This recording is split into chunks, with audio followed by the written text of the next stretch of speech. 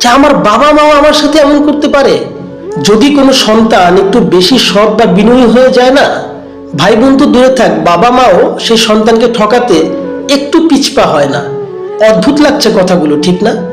এই দুনিয়াটা এখন অভিশপ্ত হয়ে গেছে, দূষিত হয়ে গেছে, নীতিতে এখন কেউ নেই, যে যাকে পারে ঠকাচ্ছে। আগে দেখতাম সমাজের অন্য কেউ হয়তো আপনাকে ঠকাচ্ছে, এখন মানুষ বেশি ঠকে তার পরিবারের ভিতরে, ভাই বোনের কাছ থেকে ঠকে, আত্মীয় স্বজনের কাছ থেকে ঠকে। আর যখন দেখে যে বাবা মা পর্যন্ত তাকে ঠকাচ্ছে, তখন তার দুঃখ প্রকাশ করার আর কোথাও কোনো জায়গা থাকে না।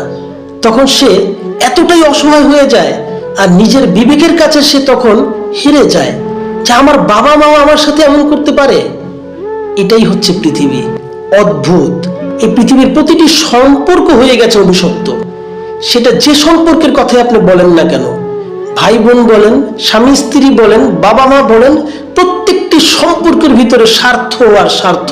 মানুষ ঠকানো ছাড়া আর কিচ্ছু নেই, কিচ্ছু নেই মানুষ ঠকানো ছাড়া।